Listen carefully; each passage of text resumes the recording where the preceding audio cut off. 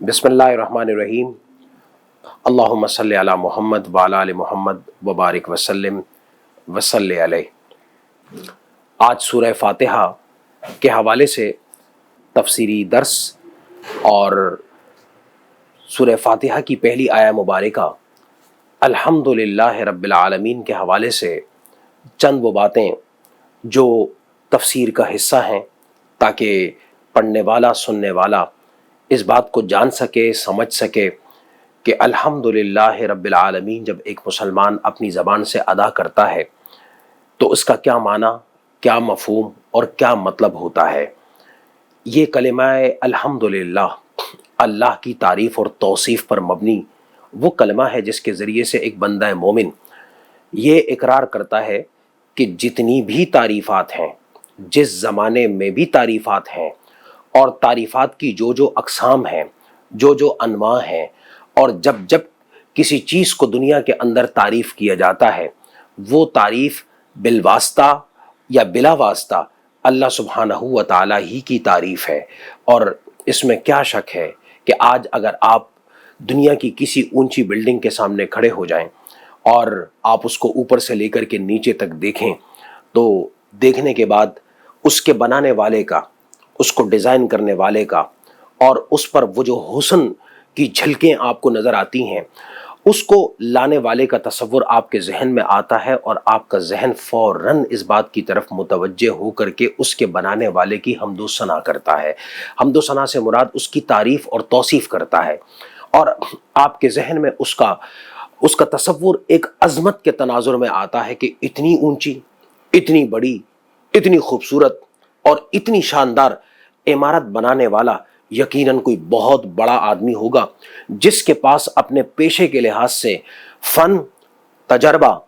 इल्म, महारत, काबिलियत, सलाहियत और लियाकत अपने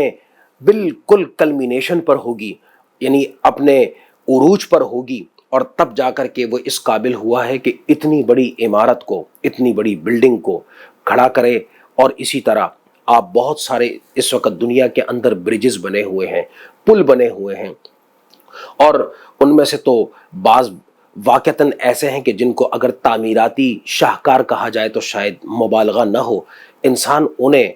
देख करके दंग रह जाता है कि बनाने वाले ने इनको किस कदर महारत के साथ, किस कदर सलाहियत और काबिलियत के साथ बनाया है।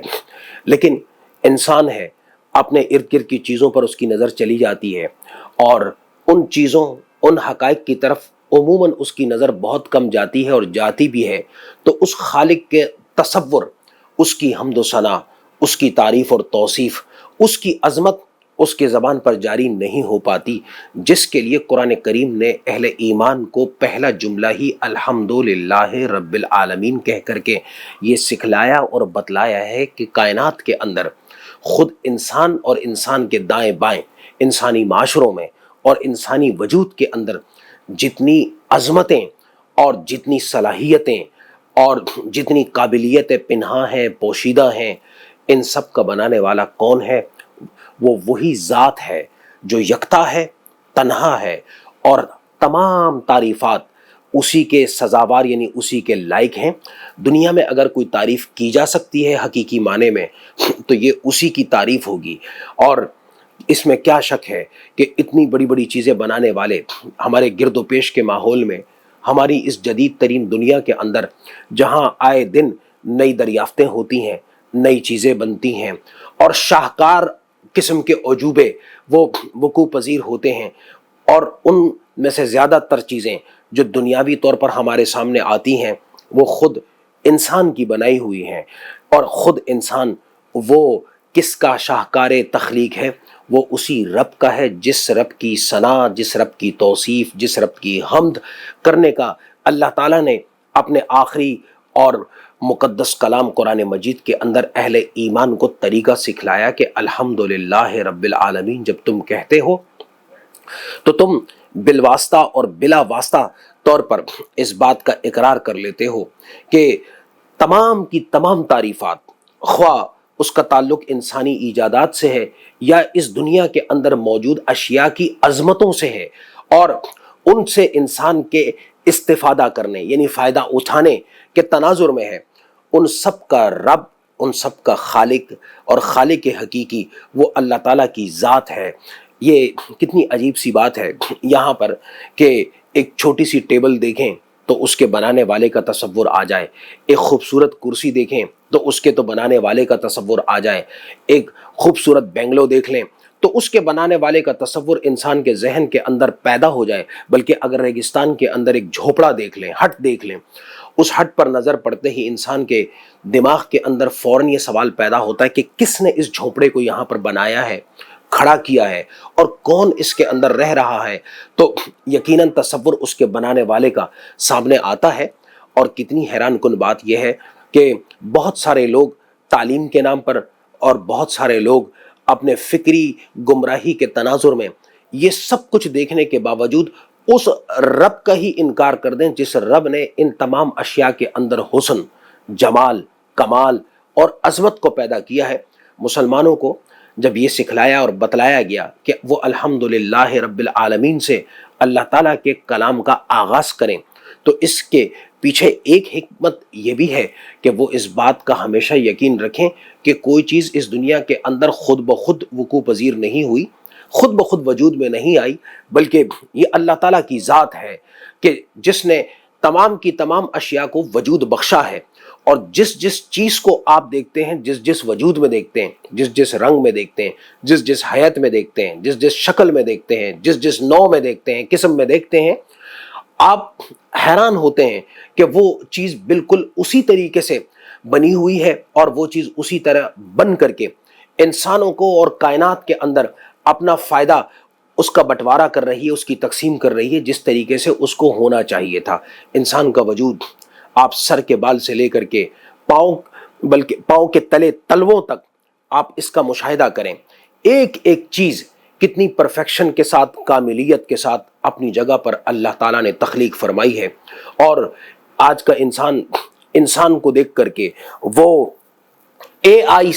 کی سائنس کے تحت، آرٹیفیشل انٹیلیجنس کے تحت وہ ایک انسان کو ڈیزائن کرتا ہے، اور دیکھنے کے بعد اس کی جہاں تک لائکس کا تعلق ہے، میلینز میں جو ہے وہ اس کی لائکس آتی ہیں کہ انسان نے کیا چیز تخلیق کر ڈالی، حالانکہ اس نے صرف نقل کو تخلیق کیا ہے۔ اور اسی طریقے سے انسان نے ایک سے ایک طیارہ جو ہے وہ تخلیق کیا ہے، بنایا ہے، اس کو ایجاد کیا ہے، لیکن وہ طیارے بھی اللہ کی تخلیق پرندوں کی حیات کو سامنے رکھ کر کے، ان کی جو ایکٹیویٹیز ہوتی ہیں، ان کی جو فلائنگ موڈ ہیں، ان کو سامنے رکھ کر کے تخلیق کی گئی ہیں اور اس کی نقل پر ان کو بنایا گیا ہے۔ تو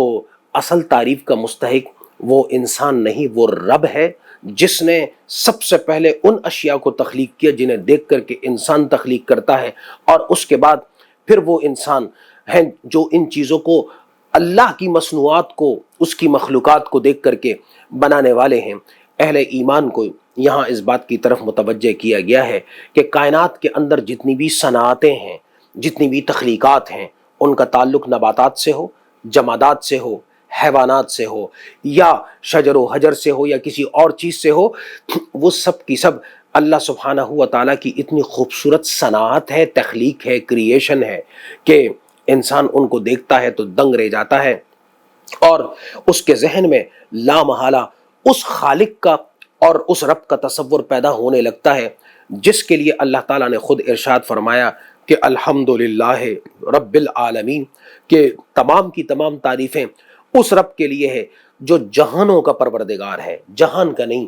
جہانوں کا پروردگار ہے۔ اور جہان یہ سنگولر ہے، یعنی ایک ہے، اور العالمین یعنی جہانوں، تمام جہانوں کا۔ اب جہاں تک جہانوں کا معاملہ ہے، ہمارے مفسرین نے کل 18,000 عوالم گنوائے ہیں، اور 18,000 یعنی دنیایں، یا آج کی اصطلاح میں 18,000 گیلیکسیز کو گنوایا ہے، کائناتوں کو گنوایا ہے۔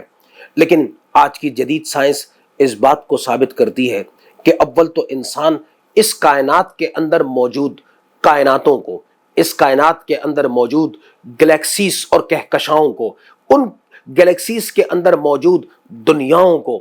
نہ تو گن سکتا ہے، اور جب گن نہیں سکتا تو جان بھی نہیں سکتا۔ اور جہاں تک گننے کی بات تھی تو ہو سکتا تھا کہ انسان مشینوں کو لگا کر کے اور ان دنیاؤں کو گننے کا عمل شروع کر دیتا، اور کل آپ کو آ کر کے بتا دیا جاتا کہ ہم نے دنیا میں 10 بلین ٹریلین گلیکسیز کو دریافت کر لیا، لیکن گلیکسیز کے اوپر کام کرنے والے اور انسانی اور کائناتی فضاؤں کے اندر کام کرنے والے جتنے بھی سائنسدان ہیں، انہوں نے اپنے ہاتھوں کو کھڑا کر لیا ہے کہ اس کائنات کی عظمتوں کو وہ نہیں جان سکتے، اور اس لیے نہیں جان سکتے کہ کائنات کو انہوں نے بنایا نہیں ہے۔ کائنات کو تو جس بنانے والے نے بنایا ہے وہ خود اتنا عظیم ہے کہ اس کی عظمت کو انسان نہیں جان پاتا، اسی لیے اس کی عظمت کو جاننے کا صرف ایک ہی طریقہ ہے، اور وہ طریقہ یہ ہے کہ انسان بن کر کے، یعنی انسان عبد بن کر کے، اللہ کا بندہ بن کر کے اپنے رب کی ثنا بھی کرے، تعریف بھی کرے، توصیف بھی کرے۔ اور جب بنانے والے کی ثنا، توصیف اور تعریف کر لی جاتی ہے تو جو کچھ اس نے بنایا ہوتا ہے اور جہاں جہاں بنایا ہوتا ہے اور جیسے جیسے بنایا ہوتا ہے، اس کی تعریف اور توصیف بھی اس کو شامل ہو جاتی ہے۔ اسی لیے رب تعالیٰ ارشاد فرماتا ہے کہ الحمدللہ رب العالمین۔ اور یہ رب کیا ہے؟ رب وہ ہے جو پالتا ہے، اور پالنے کا تصور ہمارے ہاں والدین کے حوالے سے یہ سامنے آتا ہے۔ بچہ پیدا ہوتا ہے، پیدا ہونے کے فوراً بعد سے، بلکہ پیدا ہونے سے قبل بھی والدہ اس بچے کی پیدائش کے معاملات کو بحسن و خوبی دیکھ رہی ہوتی ہے، اور جب بچہ پیدا ہو جاتا ہے اس وقت سے لے کر کے جب تک وہ بچہ عقل، شعور کو حاصل نہیں کر لیتا، یعنی بالغ نہیں ہو جاتا، اس وقت تک والدین اس کی رکھوالی کرتے ہیں، حفاظت کرتے ہیں، اور اس کے تمام معاملات کی دیکھ بھال کرتے ہیں۔ یہاں پر جو اللہ تعالیٰ اپنے لیے رب فرماتا ہے، اس رب میں اور عام انسانوں کی ربوبیت یعنی پالنے میں زمین و آسمان کا فرق ہے۔ اور زمین و آسمان کا فرق یہ ہے کہ پالنے کو تو دنیا میں باپ اولاد کو پالتا ہے، سیٹھ صاحب اپنے جتنے متعلقین ہوتے ہیں ان کو پالتا ہے، قبیلے کا سردار مشکل وقت میں، مشکل حالات میں اپنے قبیلے کے لوگوں کے حالات کی مناسبت سے ان کی پرورش بھی کرتا ہے، تعلیم بھی کرتا ہے، تربیت بھی کرتا ہے، حفاظت بھی کرتا ہے۔ اور اسی طرح ملک اور ریاست بذات خود بھی آج جب نیشن اسٹیٹس کا دور ہے، اور اس سے پہلے کہ اللہ یعنی ان کے جو سربراہ ہوا کرتے تھے وہ تمام کے تمام اپنی رعایا کی رکھوالی کرتے تھے، ان کو پالا کرتے تھے، لیکن یہ بات پیش نظر رہے، یہ جتنے لوگ میں نے گنوائے ہیں یہ اس وقت تک ہی صرف انسان کو پال سکتے ہیں جب تک ان انسانوں کے بارے میں ان کو علم ہو، یا جب تک وہ خود اس پوزیشن میں ہوں کہ وہ کسی کو پال سکیں۔ جب کسی سیٹھ صاحب پر غربت طاری ہو جائے تو پھر لوگوں کا پالنا تو دور کی بات ہے، وہ خود اپنی اولاد کو نہیں پال پاتا۔ اللہ نہ کرے والدین بوڑھے ہو جائیں، معذور ہو جائیں، تو ان کے پالنے کا عمل نہ صرف یہ کہ رک جاتا ہے بلکہ وہ اس بات کے محتاج ہو جاتے ہیں کہ اب خود ان کو پالا جائے، خود ان کی ضرورت کو پورا کیا جائے، خود ان کی رکھوالی کی جائے، خود ان کی ضروریات اور مجبوریوں کو دیکھ کر کے ان کی ضروریات کو پورا کیا جائے۔ اللہ سبحانہ ہوا تعالی بے نیاز ہے کہ وہ انسان کے سامنے حاجت مند ہو جائے، وہ اب الصمد ہے، یعنی بے نیاز ہے، اور کب سے کب تک بے نیاز ہے؟ وہ ہمیشہ سے بے نیاز تھا، ہمیشہ بے نیاز ہے، اور ہمیشہ بے نیاز رہے گا۔ انسان اپنی جسمانی توانائیوں کو ختم کر ڈالے تو اس کے بعد وہ کسی کو پالنے تو دور کی بات ہے، خود اپنے آپ کو نہیں پال پاتا۔ اللہ تعالیٰ اس بات سے بے نیاز ہے کہ اس کی قوت، اس کی طاقت، اس کی قدرت وہ ختم ہو سکے یا کوئی اس سے چھیننے کی کوشش کر کے اس سے سلب کر سکے۔ اللہ تعالیٰ تو ان اللہ علی کل شیء قدیر ہے، وہ علیم ہے اور علیم بذات الصدور ہے۔ چنانچہ انسانوں کو مجازی طور پر ربوبیت کا جو ہے وہ ایک صفت اس سے نوازا گیا ہے، لیکن اللہ تعالیٰ کی ربوبیت کاملہ ہے، یعنی وہ پرفیکٹلی چیرش کر رہا ہوتا ہے، جبکہ انسان کی جو ربوبیت ہے یعنی وہ کسی کو پالتا ہے تو وہ ربوبیت کاملہ نہیں ہے، وہ ناکاملہ ہے، ناتمام ہے، وہ ناقص ہے، اور اس لیے ناقص ہے کہ ایک نہ ایک دن انسان کا دوسرے انسان کو پالنا وہ حالات کی وجہ سے، معاش کی وجہ سے، صحت کی وجہ سے، کسی مسئلے کی وجہ سے، اچانک کی افتاد کی وجہ سے، کسی آفت کی وجہ سے وہ ختم ہو سکتی ہے۔ اللہ تعالیٰ انسان کو اس لمحے جب اس کے وجود کا آغاز ہوتا ہے، اس سے لے کر کے اور اس وقت تک جب وہ دنیا میں اپنے آخری سانس لے رہا ہوتا ہے، وہ اسے پال رہا ہوتا ہے اور اس کی صحت، اس کی عافیت، اس کے رزق اور اس کے تمام معاملات کی نگرانی اور نگہبانی کر رہا ہوتا ہے۔ اس لیے اللہ سبحانہ و تعالیٰ کی تعریف اور اس کی توصیف نہ صرف مسلمان بلکہ اس زمین پر رہنے والے ہر انسان کے اوپر لازم ہے کہ وہ تعریف کرے اس رب کی، جو رب اس کو پالنے والا، جو رب اس کے ارد گرد کے ماحول کو پالنے والا، جو رب اس کے لیے غذاؤں کی فراہمی کے ذریعے سے اس کو پالنے والا، جو رب اس کو اس کے جسمانی ضروریات کی تکمیل اور حوائج اور دوسری ضروریات کی فراہمی کے ذریعے پالنے والا، وہ رب جو اس کے ارد گرد کی فضا میں، ارد گرد کے ماحول میں اس کے لیے مطلوب پانی، ہوا، آکسیجن اور توانائی، روشنی اور اس طرح کی دوسری تمام کی تمام ضروریات کو بھرپور انداز سے رکھ کر کے اس کو بتا رہا ہے کہ تو خود اپنے پالنے والا نہیں ہے، کیونکہ نہ یہ روشنی تیری ہے، نہ یہ ہوا تیری ہے، نہ یہ آکسیجن تیری ہے، نہ یہاں پر قوت جو پیدا ہو رہی ہے، انرجی جو پیدا ہو رہی ہے یہ تیری ہے، اور نہ ہی یہ درخت پودے جہاں سے تجھے رزق ملتا ہے یہ تیرے ہیں۔ یہ سب کچھ اس رب کے ہیں جو رب تجھے بھی پال رہا ہے اور ان کو بھی پال رہا ہے۔ تجھے گوشت یعنی جانوروں کا اگر تجھے میٹ ملتا ہے، مٹن ملتا ہے، چکن ملتا ہے، فش ملتی ہے، تو اس میں سے کوئی چیز ایسی نہیں کہ جس کی ملکیت کا کوئی انسان دعویٰ کرے، خواہ وہ سردار ہو، کسی ریاست کا سربراہ ہو، حکمران ہو، کوئی بھی ہو، لیکن اس کا واحد دعویٰ کہ اس کا رب کون ہے، اس کا خالق کون ہے، وہ رب تعالیٰ کی ذات ہے، وہ دعویٰ بھی کرتا ہے، اس دعوے کے اس بات کے لیے دلیل بھی دیتا ہے، اور اس دلیل کے ساتھ عملی طور پر بھی انسان کو اس کی ضروریات کی فراہمی کے ذریعے سے یہ بتلاتا ہے کہ گندم کا دانہ ہزاروں میل تجھ سے دور کہیں اگتا ہے، لیکن وہ گندم کا دانہ دوسرے دانوں کے ساتھ مل کر کے کسی جگہ پر آتا ہے، پستا ہے، اور پتہ نہیں کتنی مرتبہ ایک جگہ سے دوسری جگہ منتقل ہوتے ہوتے ہوتے وہ تیرے گھر کے در تک پہنچتا ہے، وہاں اس سے روٹی بنتی ہے، اور پھر وہ روٹی بن کر کے تیرے ہاتھ میں لقموں کی صورت میں پہنچ کر کے تیرے منہ تک پہنچتی ہے، وہاں سے تیرا جزو بدن غذا کے ذریعے سے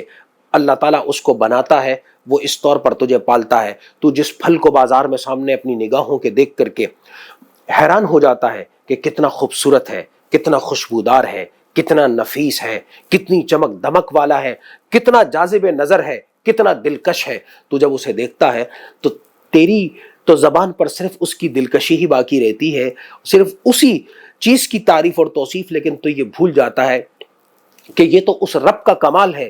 جس رب کی تعریف، توصیف، حمد و ثنا کا تجھے حکم دیا گیا کہ اس نے اسے سینکڑوں ہزاروں میل دور تجھ سے پیدا کیا، اور کسی کے درخت میں، کسی کے باغ میں جو اس کا مالک دنیاوی طور پر تھا وہاں پیدا ہوا، اس کے دل میں ڈالا کہ پیسے تیری ضرورت ہیں، اور یہ جو کچھ تیرے درختوں پر لدا ہوا ہے یہ کسی اور کی ضرورت ہے، وہ اس کو بیچ دیتا ہے، روانہ کر دیتا ہے، وہ وہاں سے روانہ چیز ہوتی ہے، اور پتہ نہیں کتنے مرحلے گزار کر کے پھر تیرے در تک پہنچتی ہے، اور جب تیرے پاس پہنچتی ہے تو تجھے صرف یہ کہا کہ الحمدللہ، کہ تو اس وقت اللہ کی تعریف اور توصیف بیان کر۔ اور اسی لیے کتنی خوبصورت بات ہے کہ اہل ایمان کو اس بات کا حکم دیا گیا کہ جب تم پانی پیو، جب تم کھانا کھاؤ، اور اس وقت جب تم سیر ہو جاؤ، تمہاری ضرورت پوری ہو جائے، تو اب تمہیں کیا کرنا ہے؟ تمہیں اللہ تعالیٰ کو اس کی کوئی مادی قیمت نہیں دینی، بلکہ کرنا کیا ہے؟ کرنا یہ ہے کہ صرف الحمدللہ الذی اطعمنا یا اطعمنی وسکانا یا وسکانی وجعلنا من المسلمین کہہ کر کے اس رب کا شکر ادا کر لینا ہے۔ تم اس کی قیمت تو شاید ادا نہ کر سکو، لیکن اپنے رب کا شکر ادا کر کے اپنے رب کو راضی ضرور کر لو گے، اپنے رب کو خوش ضرور کر لو گے، اور اپنے مومن ہونے کا ثبوت دے دو گے کہ اے باری تعالیٰ، ہم ان اشیاء کی قیمت تیری بارگاہ میں تو پیش نہیں کر سکتے، مادی طور پر کسی دکاندار کو دے دی، کسی سپر اسٹور میں پیمنٹ کر دی، کہیں سے ہول سیل میں خریدا، اس کو ہم نے پیسے دے دیے، اگرچہ کہ یہ تیری مخلوق، تیری صنعت تھی، اور تو نے بطور نعمت کے اس کو ہم تک پہنچایا ہے، لیکن تیری اس نعمت کی قیمت ہم صرف تیرے ہی بتلائے ہوئے جملے کے ذریعے سے الحمدللہ رب العالمین کہہ کر کے ادا کرنے کی کوشش کرتے ہیں۔ چنانچہ ہم کوشش کریں کہ ہماری زبان ہر بات پر الحمدللہ کہے۔ یہ ایک مسلمان کا اعزاز ہے، مسلمان کی شان ہے، مسلمان کی عظمت ہے، اس کے ایمان کی نشانی ہے، اور اس بات کا اقرار ہے کہ ہم اپنے رب کی ہر دی ہوئی نعمت کے اوپر نہ صرف یہ کہ راضی ہیں بلکہ ہم اس کا شکر بھی ادا کرتے ہیں۔ وہ خالق ہے، ہم مخلوق ہیں، اور وہ معبود ہے اور معبود حقیقی ہے، اور ہم اللہ کے بندے ہیں۔ اس لیے ہمیں جو کچھ ملتا ہے ہم اس پر اپنے رب کا شکر ادا کرتے ہیں، اور اس شکر کے ذریعے سے اپنا تعلق اپنے رب کے ساتھ بطور ایک غلام کے، بطور ایک بندے کے، بطور ایک عاجز وجود کے قائم رکھتے ہیں۔ اور وہ اس لیے رکھتے ہیں کہ ایک طرف یہ عبادت میں شمار ہو، اور دوسری طرف جتنی نعمتیں ہیں ہم ان نعمتوں کا شکر ادا کریں۔ اور بندہ جب اللہ کی نعمتوں کا شکر ادا کرتا ہے تو اللہ تعالیٰ اس پر اپنی نعمتوں میں مزید اضافہ کر دیتا ہے۔ اس شکر کے بدلے اس کو مزید اللہ تعالیٰ اپنی رحمتوں اور برکتوں سے نواز دیتا ہے۔ جن چیزوں سے وہ محروم ہوتا ہے اللہ تعالیٰ اس کی ان محرومیوں کو زندگی کے کسی موڑ پر دور کر کے مزید اس کے لیے نعمتوں کے در اور دروازوں کو وہ کھول دیتا ہے۔ اور اسی لیے اللہ تعالیٰ ارشاد فرماتا ہے کہ تم محسوس کرو یا نہ کرو، تم جان سکو یا نہ جان سکو، تم کل ایسے آلے ایجاد کر سکو، ٹولز کر سکو یا نہ کر سکو، لیکن اس کائنات کے اندر پوری جو کائنات ہے، جتنی بھی اشیاء ہیں جن کو آپ جمادات، نباتات، حیوانات کہتے ہیں، جن میں ہمارے حساب سے یا تو شعور نہیں ہے اور یا بہت کم تر سطح پر ہے، لیکن اللہ تعالیٰ ارشاد فرماتا ہے ہر چیز، اللہ کی ہر مخلوق وہ کیا ہے؟ اللہ تعالیٰ کی اس حمد کو بیان کرتی ہے، اور وہ کیا ہے؟ وَإِن مِّن شَيْءٍ إِلَّا يُسَبِّحُ بِحَمْدِهِ، کہ کوئی چیز اس کائنات کے اندر ایسی نہیں ہے جو رب کی تسبیح کرنے والی نہ ہو۔ اللہ تعالیٰ ہم وقت، ہر لحظہ، ہر لمحہ، ہر نعمت اور اس کی طرف سے دی ہوئی ہر عطا کے اوپر ہمیں اس کا شکر ادا کرنے کی توفیق عطا فرمائے۔ آمین۔ وما علینا الا البلاغ المبین۔